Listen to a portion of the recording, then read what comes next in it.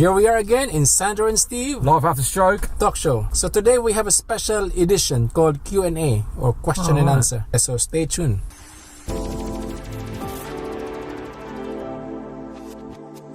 Okay, Steve, we have some questions from our viewers.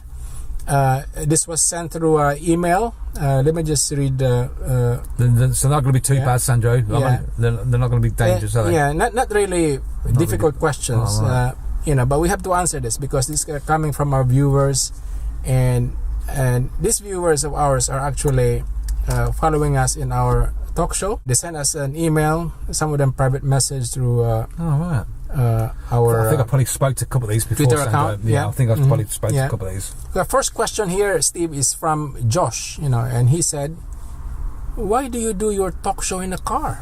Oh dear. Would you like to answer that, Steve? Why in the car, Steve? Because we're not allowed to do it in the house. No, I think the sound. I think things better because we're more natural in the car, Sandro. I think anyway. The sound's better. Yeah. Thank you for that question, Josh. Yeah. It really makes sense, to ask that question. And I myself, ask that question, why in the car? For me, personally, I like the car because of the small space in the car. When we talk, our voice is very whole, if you like, and there is not much audio editing required when you do a talk show in the car. It's a bit more natural.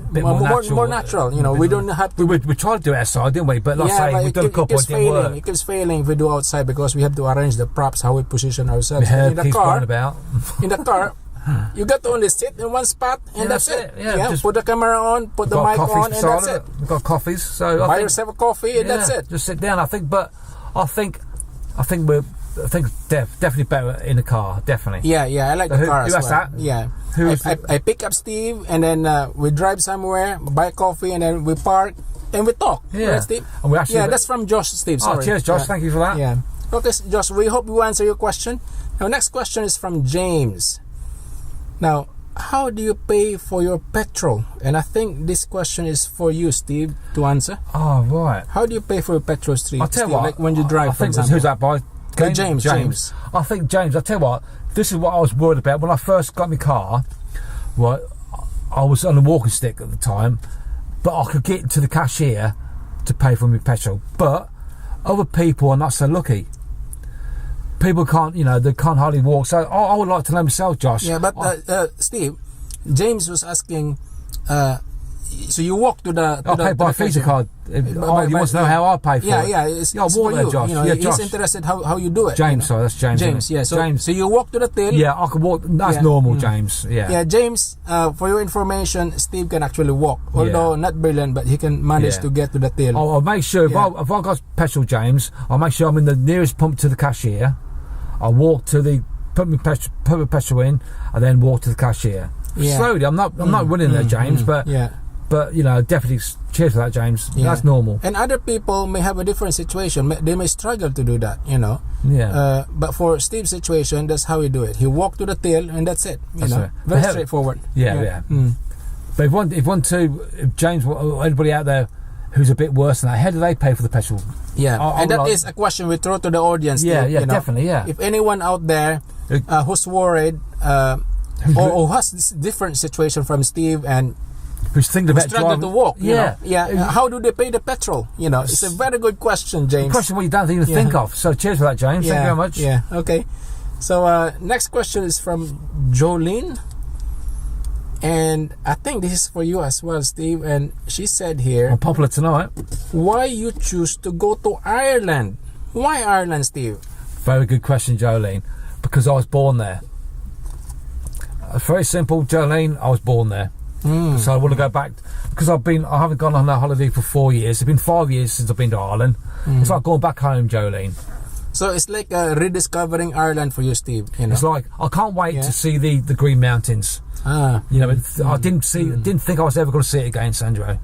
So when I land, I'm going by ferry. When I sail across, I get to Ireland, it'd be a bit emotional.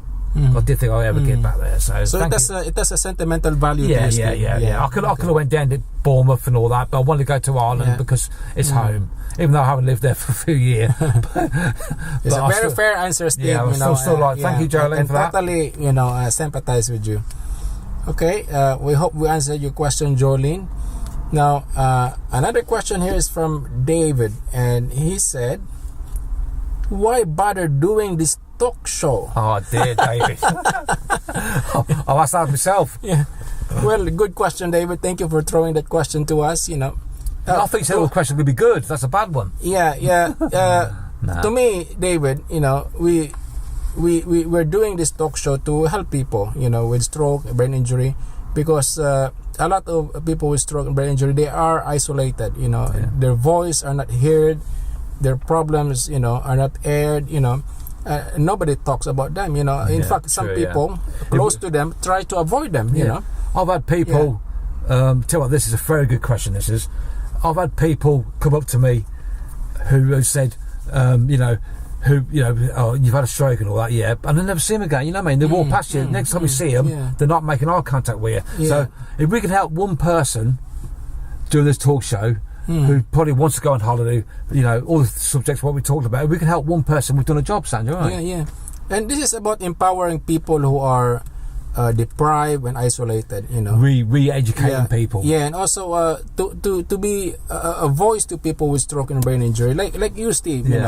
You can serve an inspiration to a lot of people with stroke out there. They will realize that they're actually alive after stroke. This talk show is all about life after stroke. Anything after stroke we talk about here. Anything that can motivate you, anything that can make you feel better and encourage you to do more and achieve more, we talk about here. So this is for you guys, for everybody. Tell you what, Sandra, when I first had my stroke for about 3 years, I used to be very tired all the time.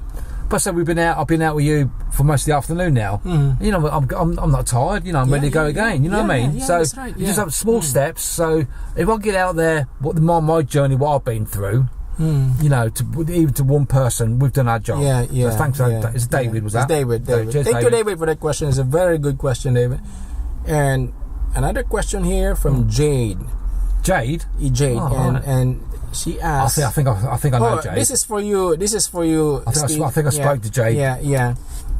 I think she sent this through your private message to your Twitter. All right, Steve, and she said, "Do you still get panic attacks?"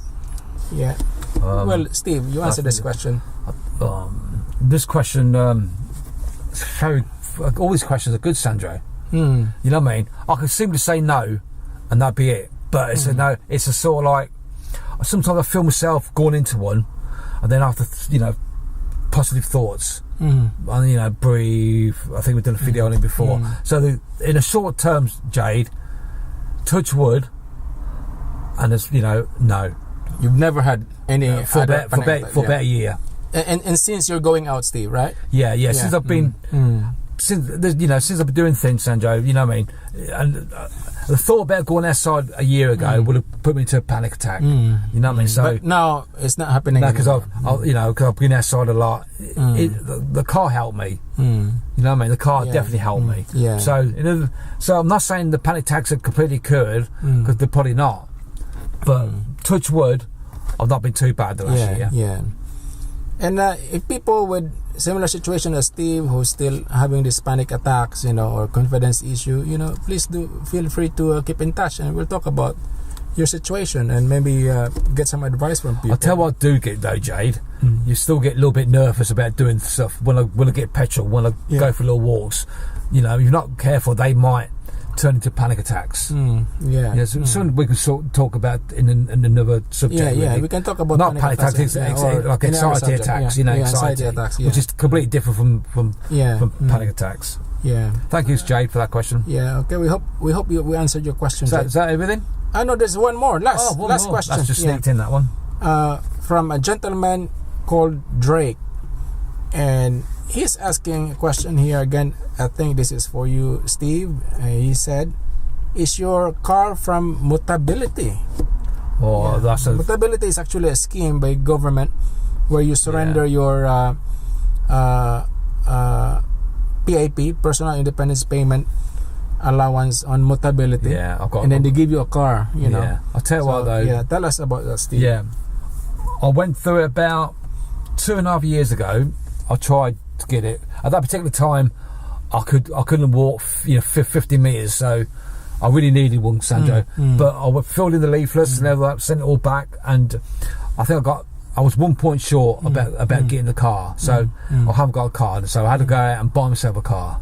So you spend your money on this car? Well, more my life savings, really. Yeah, you know what I mean. I'm not saying how much I spend, but very good, Drake. You know, but if anybody, this is definitely this is Drake. Is it Drake? Drake, yeah, Drake. Right, this is a very good question because I need the answers. Should I be getting a mobility car from the government? Yeah, you know what I mean. I'm not getting one in a minute, but so someone out there who's got any ideas or tips it could help me. I think I was 1 point short. Yeah, you know. Share us your ideas. Definitely, this is definitely a good one. If you have any, yeah. Thank you very much. Well, thank you very much for all these questions, and we hope you send us more questions. And please feel free to actually make comments publicly, because these questions we got here, these are all private questions sent through a private message. Definitely, interactive. And I understand, we understand that, Steve, that some people are private and you probably don't want to be known to be asking questions, publicly, and that's perfectly fine. But so Twitter, we're on Sandro and Steve, or on Facebook it's Life After Stroke. Yeah, talk show.